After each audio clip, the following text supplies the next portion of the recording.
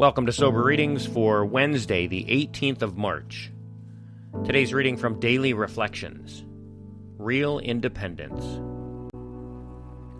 The more we become willing to depend upon a higher power, the more independent we actually are. That's a line from the 12 Steps and 12 Traditions, page 36. I start with a little willingness to trust God, and He causes that willingness to grow. The more willingness I have, the more trust I gain. And the more trust I gain, the more willingness I have. My dependence on God grows as my trust in Him grows. Before I became willing, I depended on myself for all my needs, and I was restricted by my incompleteness. Through my willingness to depend upon my higher power, whom I choose to call God, all my needs are provided for by someone who knows me better than I know myself, even the needs I may not realize, as well as the ones yet to come.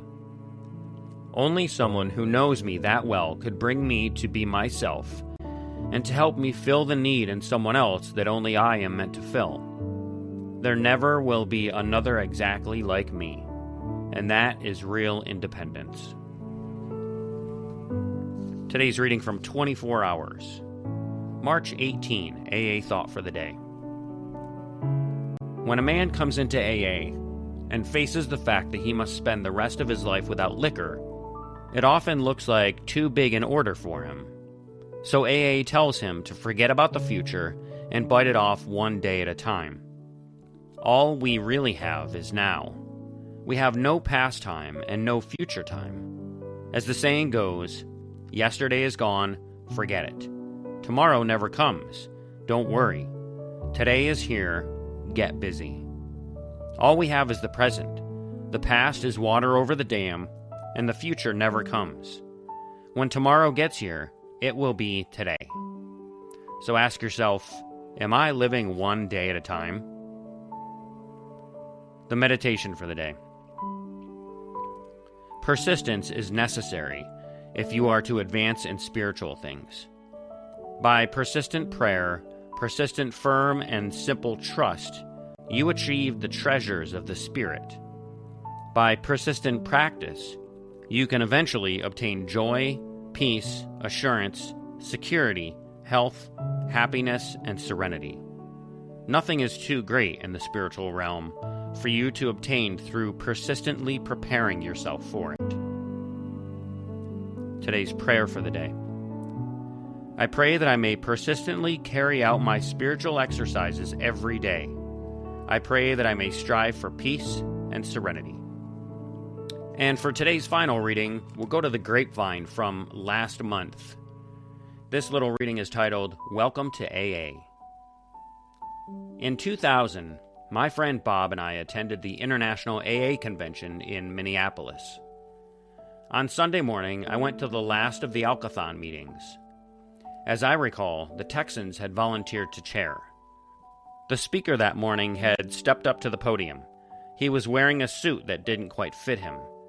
The man had just been let out of the Minneapolis jail the previous Thursday.